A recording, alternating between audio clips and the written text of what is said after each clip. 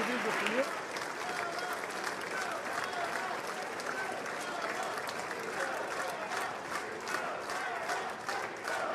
Thank you. All right. Let's bring this to order here.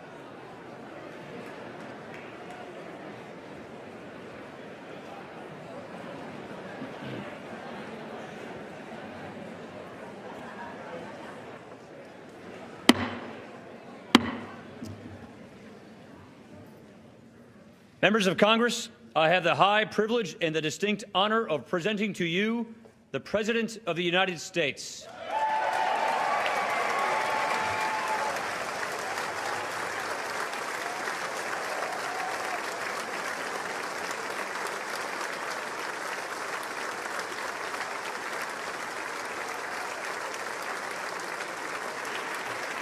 Thank you. Thank you very much. Everybody, please have a seat. Thank you. Mr. Speaker, Mr. Vice President, members of Congress, my fellow Americans. Tonight marks the 8th year that I've come here to report on the State of the Union. And for this final one, I'm going to try to make it a little shorter.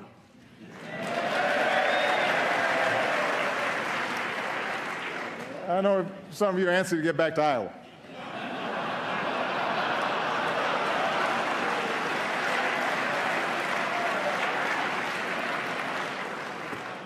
I've been there. I'll be shaking hands afterwards if you want some tips.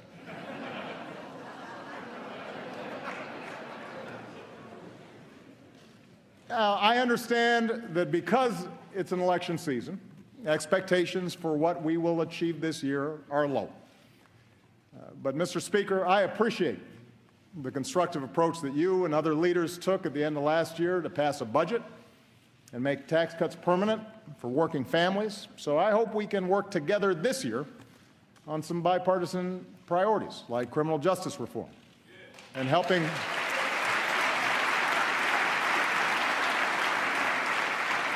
people who are battling prescription drug abuse and heroin abuse.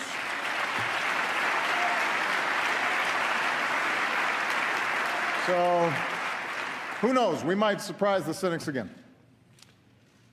But tonight, I want to go easy on the traditional list of proposals for the year ahead.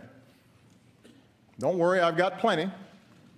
From helping students learn to write computer code to personalizing medical treatments for patients. And I will keep pushing for progress on the work that I believe still needs to be done.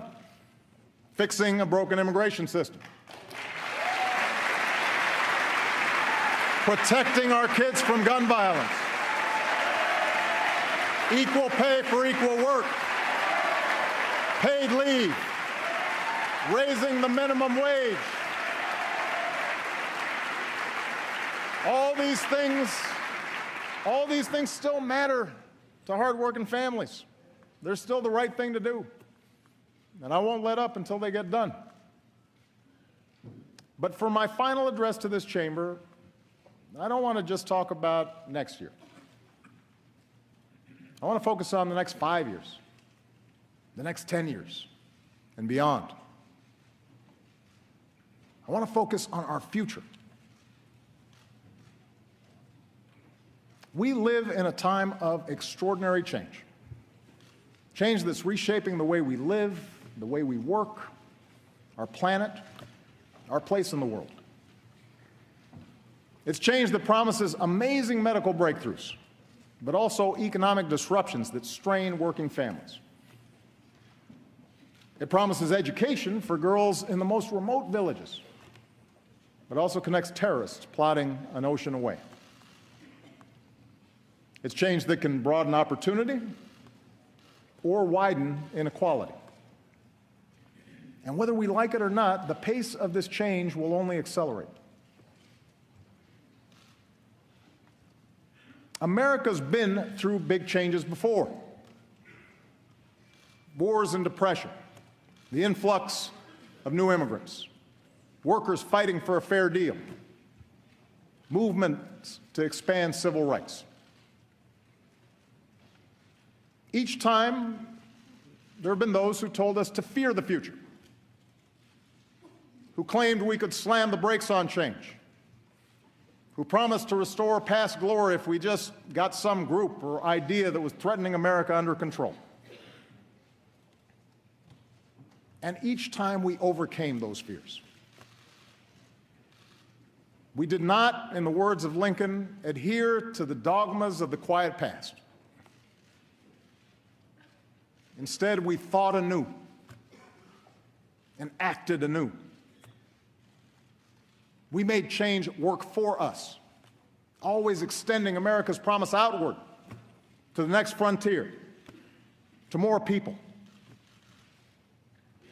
And because we did, because we saw opportunity where others saw peril,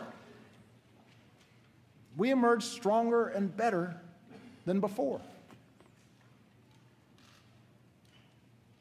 What was true then can be true now. Our unique strengths as a nation, our optimism and work ethic, our spirit of discovery, our diversity, our commitment to rule of law. These things give us everything we need to ensure prosperity and security for generations to come. In fact, it's in that spirit that we have made progress these past 7 years. That's how we recovered from the worst economic crisis in generations.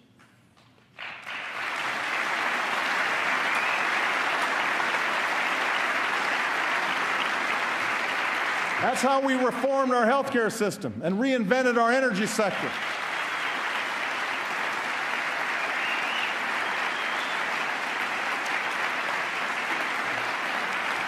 That's how we delivered more care and benefits to our troops coming home and our veterans. That's how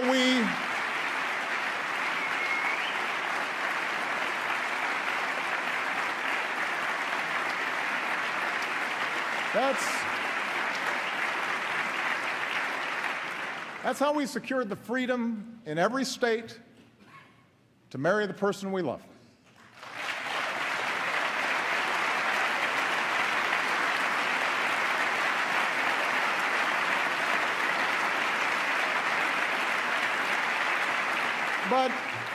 But such progress is not inevitable. It's the result of choices we make together. And we face such choices right now. Will we respond to the changes of our time with fear, turning inward as a nation, turning against each other as a people? Or will we face the future with confidence in who we are, in what we stand for, and the incredible things that we can do together? So let's talk about the future. And 4 big questions that I believe we as a country have to answer, regardless of who the next president is or who controls the next Congress. First, how do we give everyone a fair shot at opportunity and security in this new economy?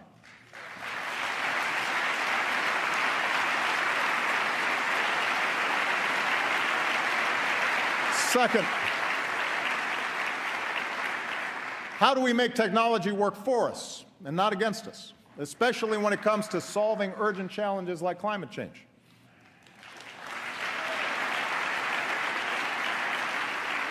Third, how do we keep America safe and lead the world without becoming its policeman?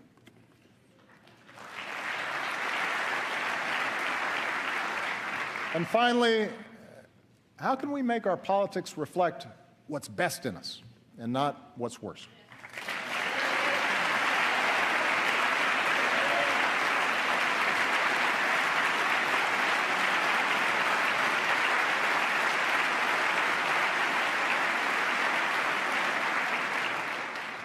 Let me start with the economy and a basic fact.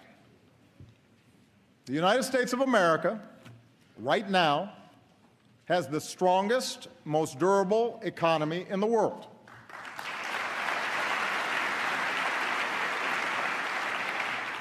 We're in the middle of the longest streak of private sector job creation in history.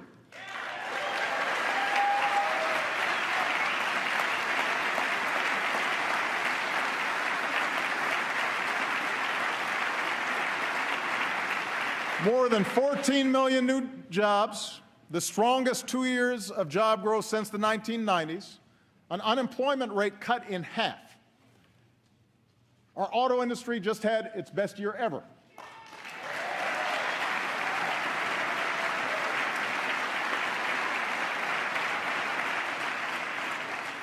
That's just part of a manufacturing surge that's created nearly 900,000 new jobs in the past 6 years. And we've done all this while cutting our deficits by almost 3/4.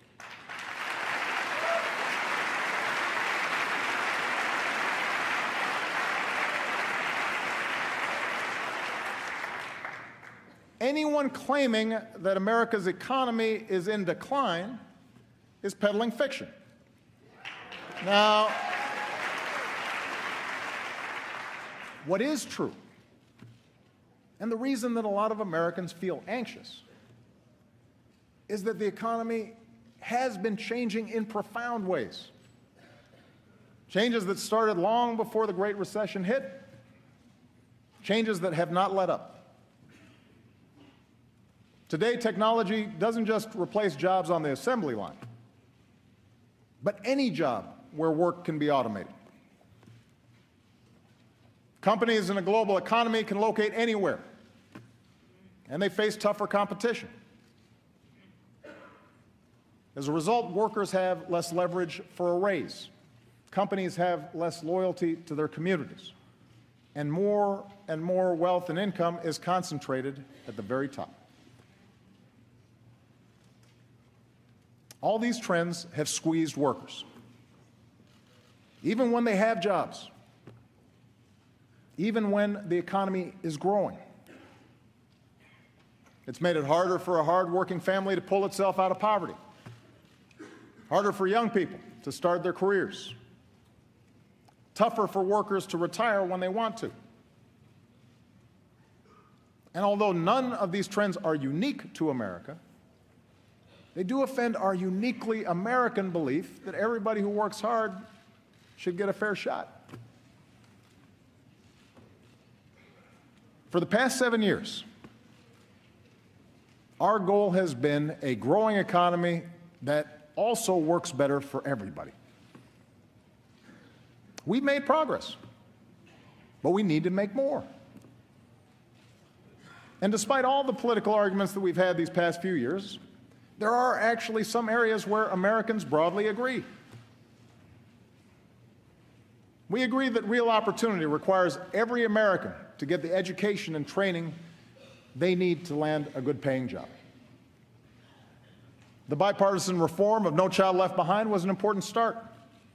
And together we've increased early childhood education, lifted high school graduation rates to new highs, boosted graduates in fields like engineering.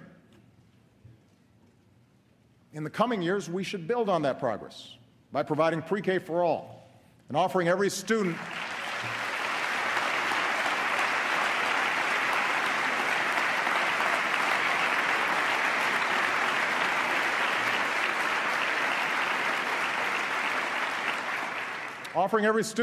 the hands-on computer science and math classes that make them job ready on day one. We should recruit and support more great teachers for our kids.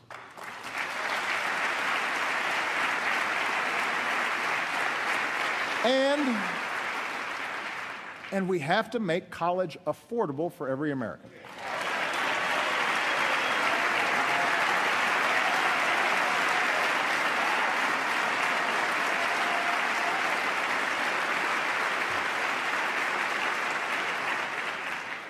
No hardworking student should be stuck in the red. We've already reduced student loan payments to 10% of a borrower's income, and that's good. But now we've actually got to cut the cost of college.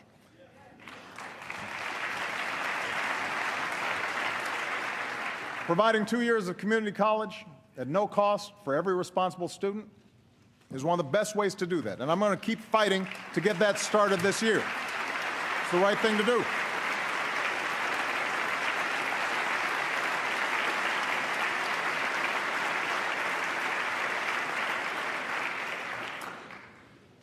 But a great education isn't all we need in this new economy. We also need benefits and protections that provide a basic measure of security.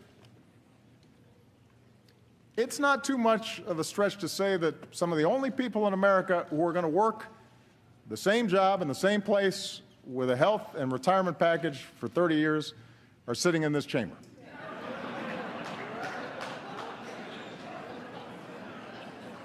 For everyone else, especially folks in their 40s and 50s, saving for retirement or bouncing back from job loss has gotten a lot tougher. Americans understand that at some point in their careers, in this new economy, they may have to retool, they may have to retrain, but they shouldn't lose what they've already worked so hard to build in the process. That's why Social Security and Medicare are more important than ever. We shouldn't weaken them, we should strengthen them.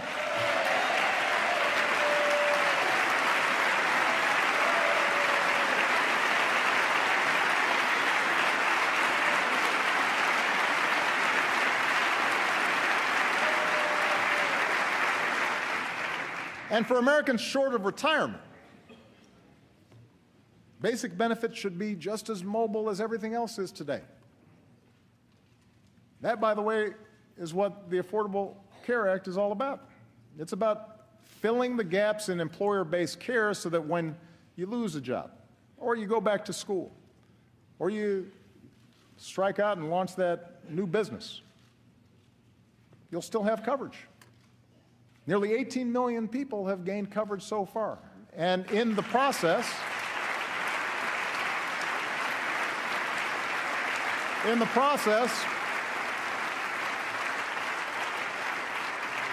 healthcare inflation has slowed, and our businesses have created jobs every single month since it became law. Now, I'm guessing we won't agree on healthcare anytime soon. But, oh, applause right there. Just a guess. But there should be other ways parties can work together to improve economic security. Say a hardworking American loses his job. We shouldn't just make sure that he can get unemployment insurance. We should make sure that program encourages him to retrain for a business that's ready to hire him. If that new job doesn't pay as much, there should be a system of wage insurance in place so that he can still pay his bills. And even if he's going from job to job, he should still be able to save for retirement and take his savings with him. That's the way we make the new economy work better for everybody. I also know Speaker Ryan has talked about his interest in tackling poverty. America is about giving everybody willing to work a chance, a hand up. And I'd welcome a serious discussion about strategies we can all support, like expanding tax cuts for low-income workers who don't have children.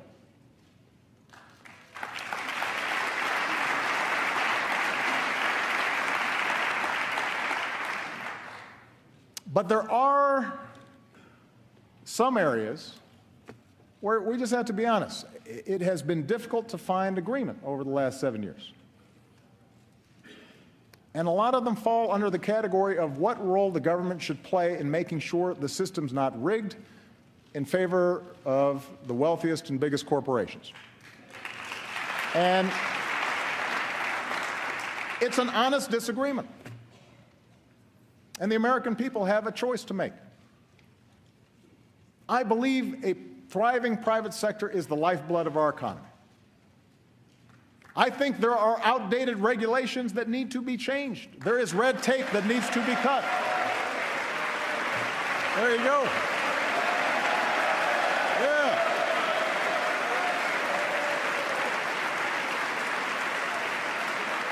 See?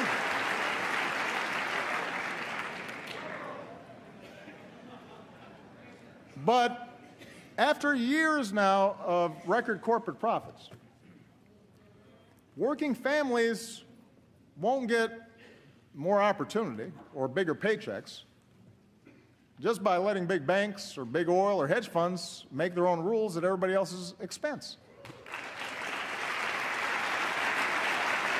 But middle-class families are not going to feel more secure because we allowed a tax on collective bargaining to go unanswered. Food stamp recipients did not cause the financial crisis. Recklessness on Wall Street did.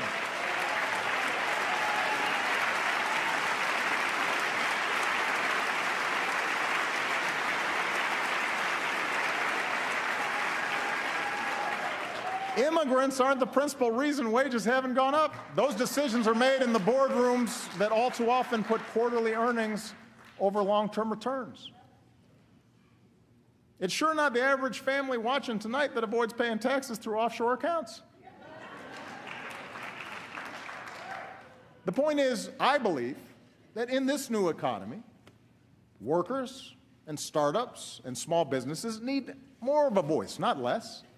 The rules should work for them. And I'm not alone in this. This year I plan to lift up the many businesses who figured out that doing right by their workers or their customers or their communities ends up being good for their shareholders. And I want to spread those best practices across America. That's part of a brighter future.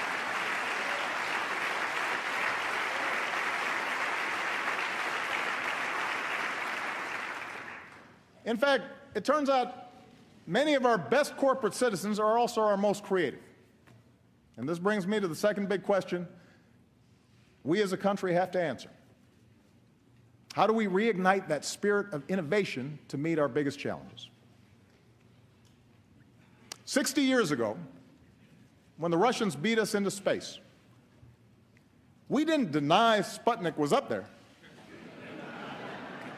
We didn't argue about the science or shrink our research and development budget. We built a space program almost overnight, and 12 years later, we were walking on the moon.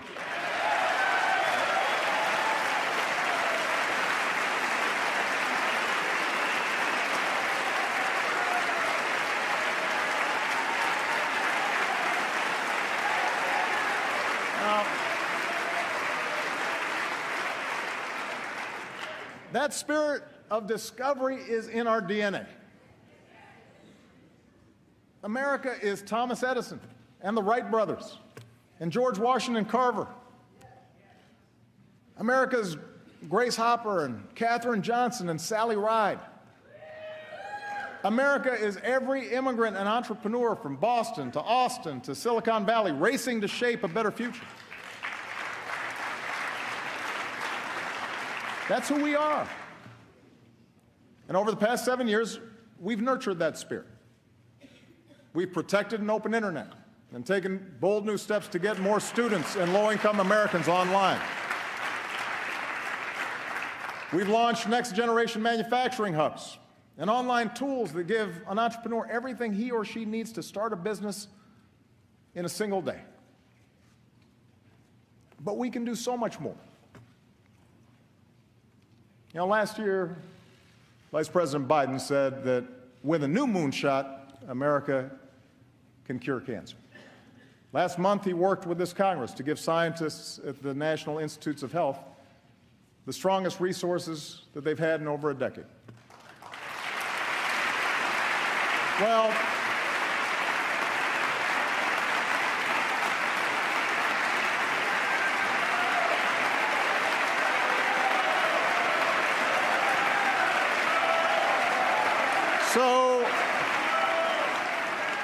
So tonight I'm announcing a new national effort to get it done. And because he's gone to the mat for all of us on so many issues over the past 40 years, I'm putting Joe in charge of mission control.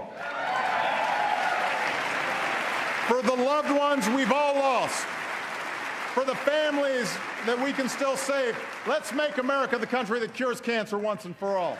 What do you say, Joe? Let's make it happen.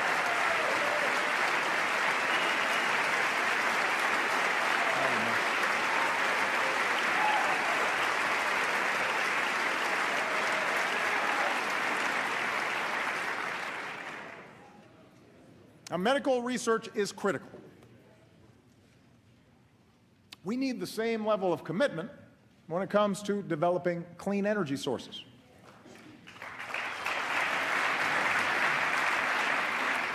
Look, if anybody still wants to dispute the science around climate change, have at it. You will be pretty lonely because you'll be debating our military, most of America's business leaders, the majority of the American people, almost the entire scientific community, and 200 nations around the world who agree it's a problem and intend to solve it. But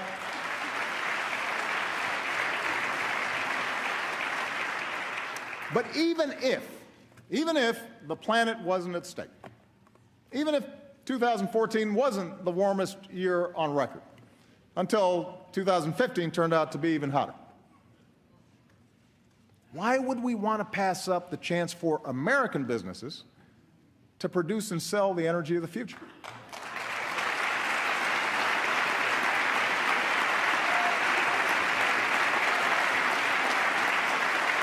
Listen, 7 years ago, we made the single biggest investment in clean energy in our history. Here are the results. In fields from Iowa to Texas, wind power is now cheaper than dirtier conventional power.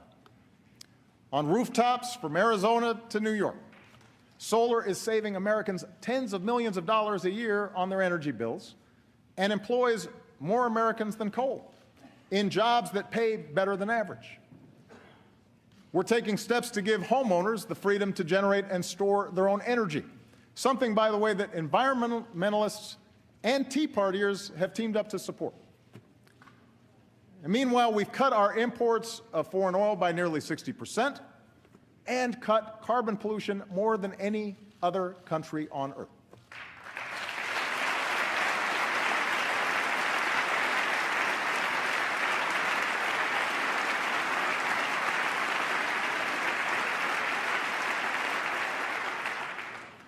Gas under $2 a gallon ain't bad either.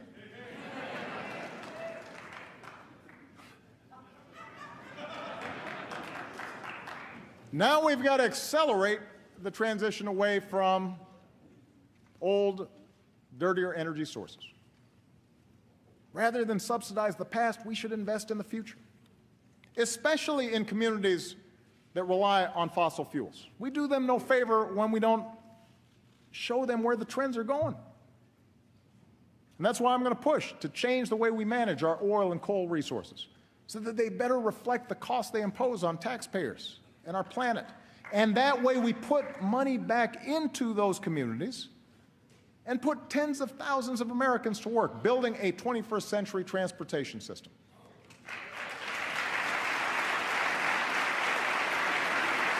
Now,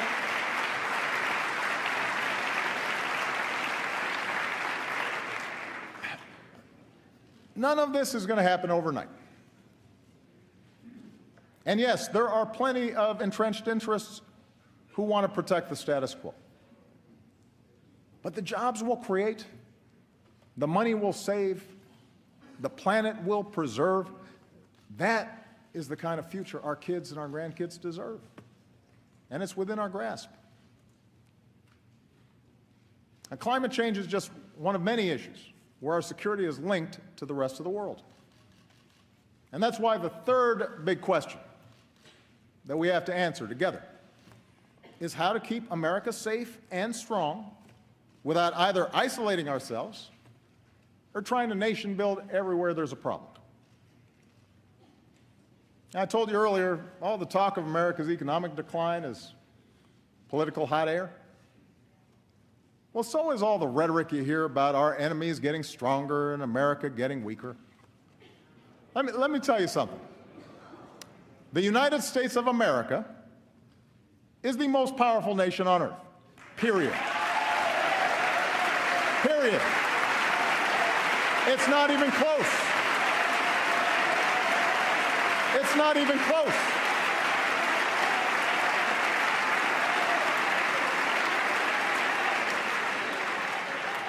It's not even close.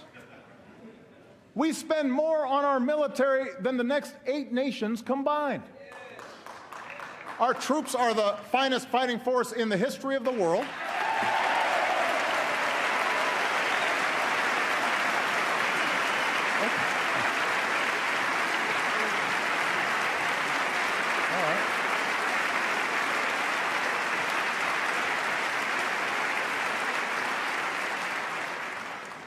No nation attacks us directly or our allies because they know that's the path to ruin. Surveys show our standing around the world is higher than when I was elected to this office, and when it comes to every important international issue, people of the world do not look to Beijing or Moscow to lead, they call us.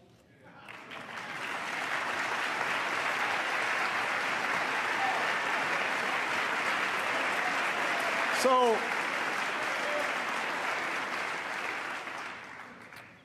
I think it's useful to level set here.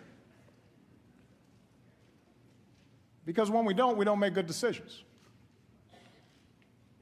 Now, as someone who begins every day with an intelligence briefing, I know this is a dangerous time.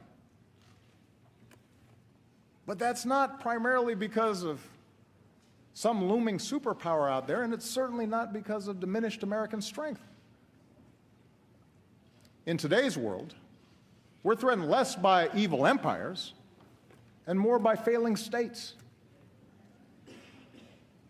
The Middle East is going through a transformation that will play out for a generation, rooted in conflicts that date back millennia.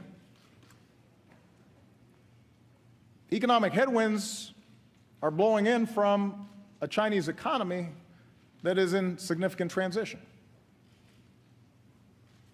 Even as their economy severely contracts, Russia is pouring resources in to prop up Ukraine and Syria, client states that they saw slipping away from their orbit. And the international system we built after World War II is now struggling to keep pace with this new reality. It's up to us, the United States of America, to help remake that system. And to do that well, it means that we've got to set priorities. Priority number 1 is protecting the American people and going after terrorist networks.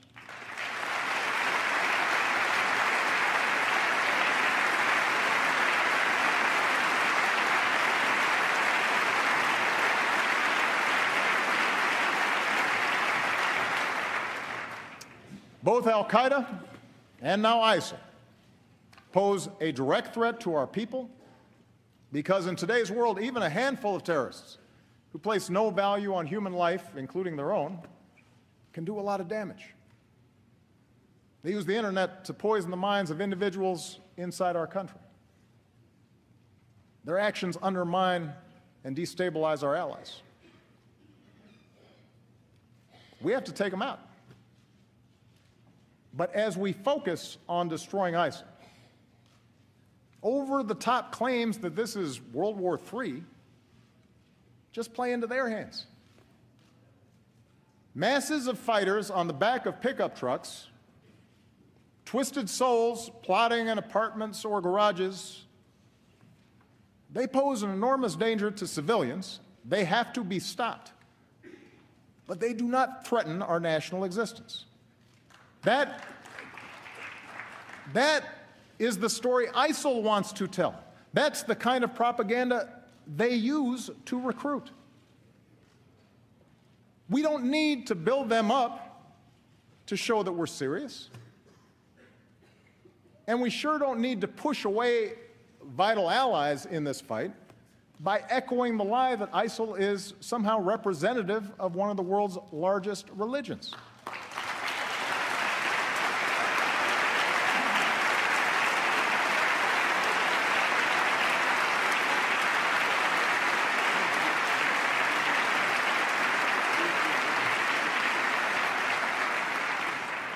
We just need to call them what they are, killers and fanatics who have to be rooted out, hunted down, and destroyed.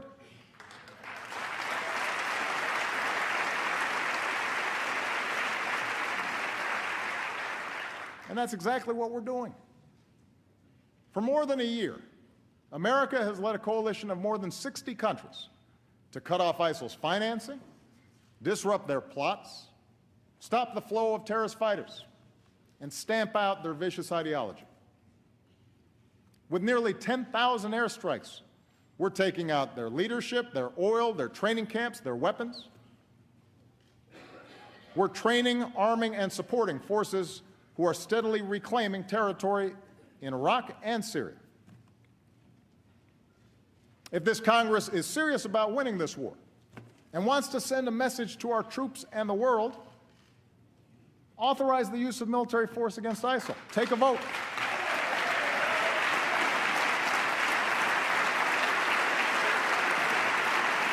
Take a vote.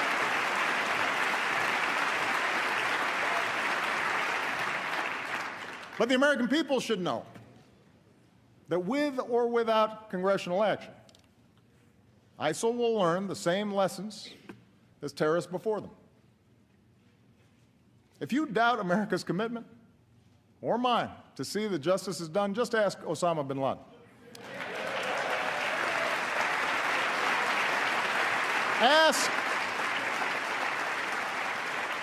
Ask the leader of al-Qaeda in Yemen, who was taken out last year, or the perpetrator of the Benghazi attacks, who sits in a prison cell. When you come after Americans, we go after you. And it may take time, but we have long memories, and our reach has no limits.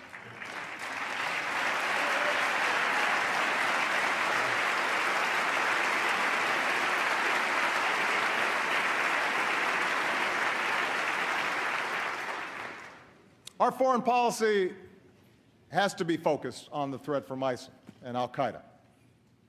But it can't stop there. For even without ISIL, even without al-Qaeda, instability will continue for decades in many parts of the world. In the Middle East, in Afghanistan and parts of Pakistan, in parts of Central America and Africa and Asia. Some of these places may become safe havens for new terrorist networks. Others will just fall victim to ethnic conflict or famine, feeding the next wave of refugees. The world will look to us to help solve these problems. And our answer needs to be more than tough talk or calls to carpet bomb civilians. That may work as a TV soundbite, but it doesn't pass muster on the world stage. We also can't try to take over and rebuild every country that falls into crisis, even if it's done with the best of intentions. That's not leadership. That's a recipe for quagmire, spilling American blood and treasure that ultimately will weaken us. It's the lesson of Vietnam. It's the lesson of Iraq, and we should have learned it by now.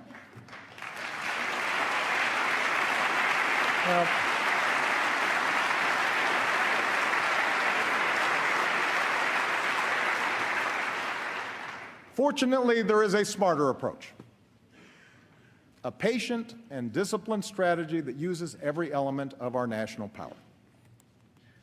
It says America will always act, alone if necessary, to protect our people and our allies.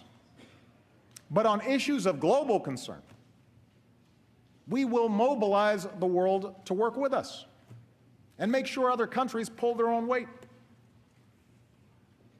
That's our approach to conflicts like Syria, where we're partnering with local forces and leading international efforts to help that broken society pursue a lasting peace. That's why we built a global coalition with sanctions and principled diplomacy to prevent a nuclear-armed Iran. And as we speak, Iran has rolled back its nuclear program, shipped out its uranium stockpile, and the world has avoided another war.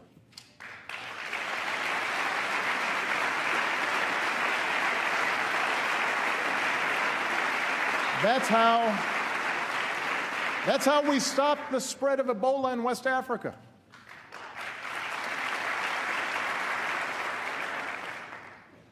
Our military, our doctors, our development workers, they were heroic. They set up the platform that then allowed other countries to join in behind us and stamp out that epidemic.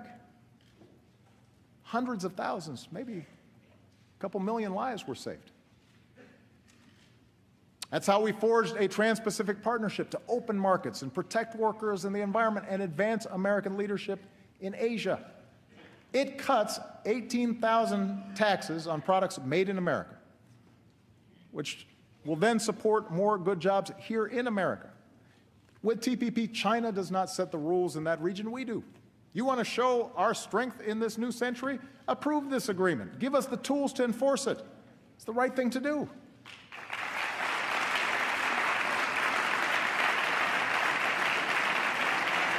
Let me give you another example. 50 years of isolating Cuba had failed to promote democracy. It set us back in Latin America. That's why we restored diplomatic relations, opened the door to travel and commerce, positioned ourselves to improve the lives of the Cuban people.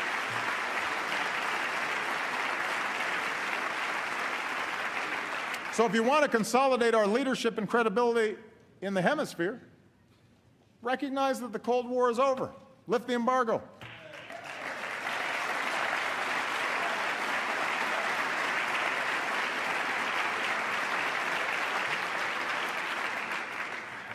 The point is, American leadership in the 21st century is not a choice between ignoring the rest of the world, except when we kill terrorists, or occupying and rebuilding whatever society is unraveling. Leadership means a wise application of military power and rallying the world behind causes that are right.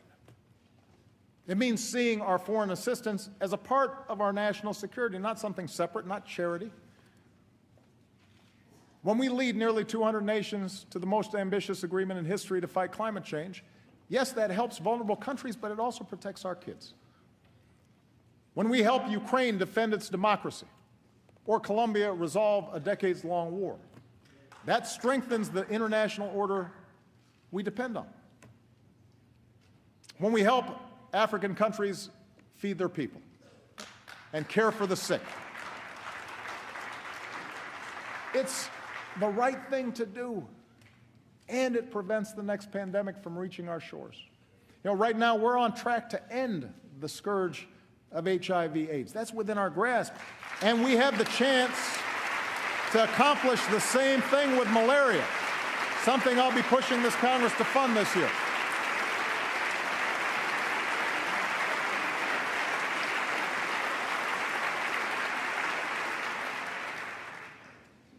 That's American strength. That's American leadership. And that kind of leadership depends on the power of our example. That's why I will keep working to shut down the prison at Guantanamo. It is expensive, it is unnecessary, and it only serves as a recruitment brochure for our enemies. There's a better way. And that's why we need to reject any politics that targets people because of race or religion. Let me just say this.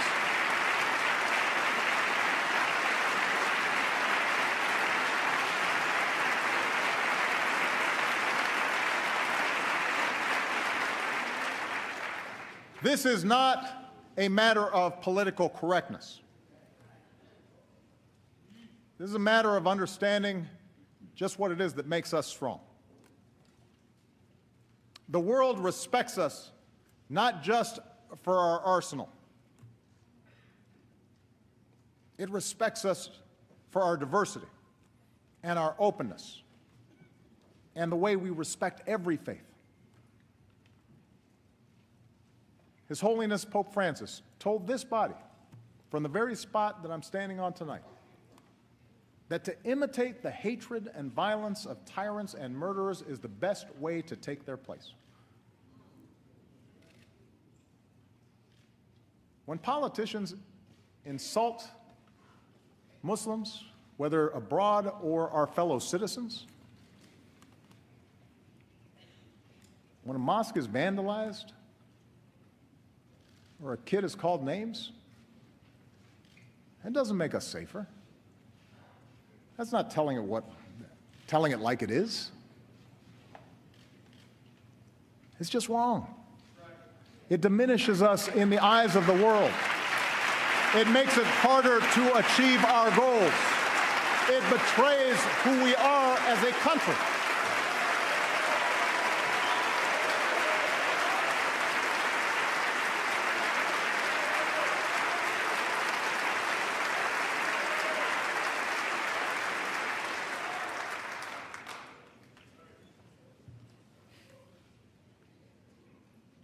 We the people. Our Constitution begins with those three simple words. Words we've come to recognize mean all the people, not just some. Words that insist we rise and fall together. That's how we might perfect our union. And that brings me to the fourth and maybe most important thing that I want to say tonight. The future we want, all of us want. Opportunity and security for our families, a rising standard of living, a sustainable, peaceful planet for our kids. All that is within our reach. But it will only happen if we work together. It will only happen if we can have rational, constructive debates. It will only happen if we fix our politics. A better politics doesn't mean we have to agree on everything. This is a big country. Different regions, different attitudes, different interests. That's one of our strengths, too. Our founders distributed power between states and branches of government and expected us to argue, just as they did, fiercely, over the size and shape of government, over commerce and foreign relations, over the meaning of liberty and the imperatives of security. But democracy does require basic bonds of trust between its citizens. It doesn't work if we think the people who disagree with us are all motivated by malice. It doesn't work if we think that our political opponents are unpatriotic or are trying to weaken America. Democracy grinds to a halt without a willingness to compromise, or when even basic facts are contested, or when we listen only to those who agree with us. Our public life withers when only the most extreme voices get all the attention. And most of all, democracy breaks down when the average person feels their voice doesn't matter, that the system is rigged in favor of the rich or the powerful or some special interest. Too many Americans feel that way right now. It's one of the few regrets of my presidency that the rancor and suspicion between the parties has gotten worse instead of better. I have no doubt a president with the gifts of Lincoln or Roosevelt might have better bridged the divide. And I guarantee I'll keep trying to be better so long as I hold this office. But my fellow Americans, this cannot be my task or any president's alone. There are a whole lot of folks in this chamber, good people, who would like to see more cooperation, would like to see a more elevated debate in Washington, but feel trapped by the imperatives of getting elected, by the noise coming out of your base. I know, you've told me. It's the worst kept secret in Washington. And a lot of you aren't enjoying being trapped in that kind of rancor. But that means if we want a better politics, and I'm addressing the American people now, if we want a better politics, it's not enough just to change a congressman or change a senator or even change a president. We have to change the system to reflect our better selves. I think we've got to end the practice of drawing our congressional districts so that politicians can pick their voters and not the other way around. Let a bipartisan group do it.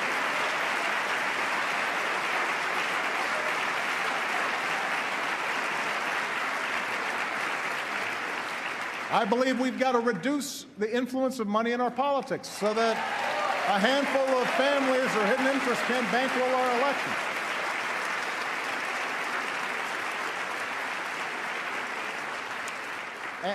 And if our existing approach to campaign finance reform can't pass muster in the courts, we need to work together to find a real solution, because it's a problem. And most of you don't like raising money. I know. I've done it. We've got to make it easier to vote, not harder. We need to modernize it for the way we live now.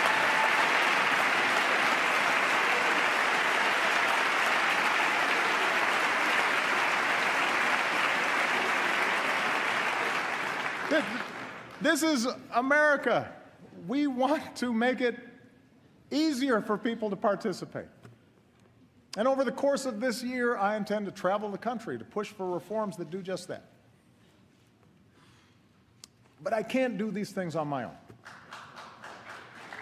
Changes in our political process,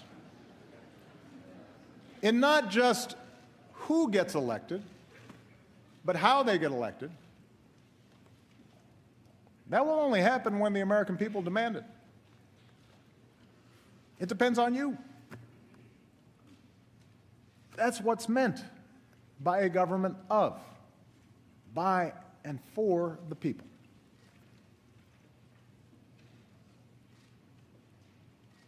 What I'm suggesting is hard. It's a lot easier to be cynical, to accept that change is not possible. And politics is hopeless. And the problem is, all the folks who are elected don't care. And to believe that our voices and our actions don't matter. But if we give up now, then we forsake a better future. Those with money and power will gain greater control over the decisions that could send a young soldier to war, or allow another economic disaster, or roll back the equal rights and voting rights that generations of Americans have fought, even died to secure. And then, as frustration grows, there will be voices urging us to fall back into our respective tribes, to scapegoat fellow citizens who don't look like us, or pray like us, or vote like we do, or share the same background. We can't afford to go down that path. It won't deliver the economy we want. It will not produce the security we want. But most of all, it contradicts everything that makes us the envy of the world. So my fellow Americans, whatever you may believe, whether you prefer one party or no party, whether you supported my agenda or fought as hard as you could against it, our collective futures depends on your willingness to uphold your duties as a citizen, to vote, to speak out, to stand up for others, especially the weak, especially the vulnerable, knowing that each of us is only here because somebody, somewhere, stood up for us.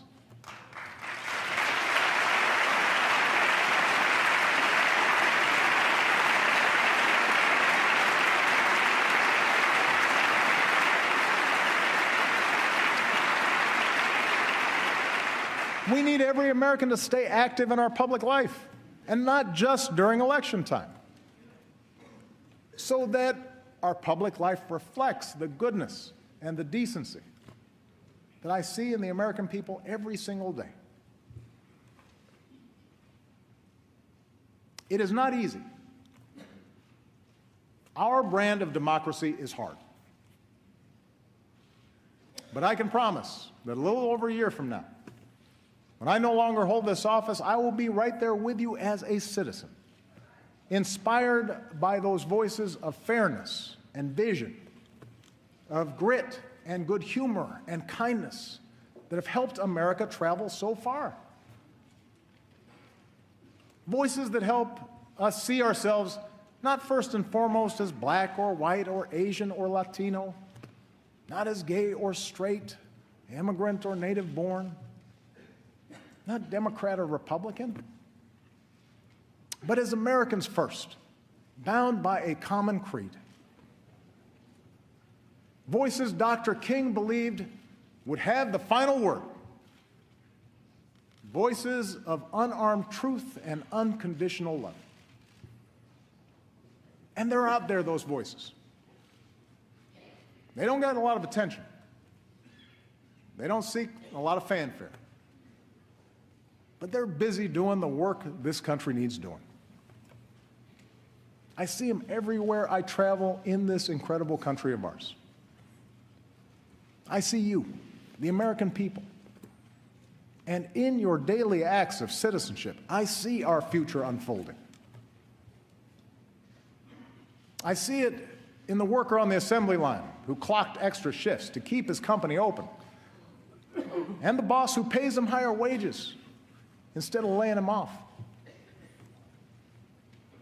I see it in the dreamer who stays up late at night to finish her science project, and the teacher who comes in early, maybe with some extra supplies that she bought because she knows that that young girl might someday cure a disease. I see it in the American who served his time, made bad mistakes as a child, but now is dreaming of starting over. And I see it in the business owner who gives him that second chance. The protester determined to prove that justice matters. And the young cop walking the beat, treating everybody with respect, doing the brave, quiet work of keeping us safe. I see it in the soldier who gives almost everything to save his brothers. The nurse who tends to him till he can run a marathon. The community that lines up to cheer him on. It's the son who finds the courage to come out as who he is. And the father whose love for that son overrides everything he's been taught. I see it in the elderly woman who will wait in line to cast her vote as long as she has to. The new citizen who casts his vote for the first time. The volunteers at the polls who believe every vote should count. Because each of them, in different ways, know how much that precious right is worth. That's the America I know. That's the country we love. Clear-eyed, big-hearted, undaunted by challenge, optimistic that unarmed truth and unconditional love will have the final word. That's what makes me so hopeful about our future. I believe in change because I believe in you, the American people. And that's why I stand here as confident as I have ever been that the state of our union is strong. Thank you. God bless you. God bless the United States of America.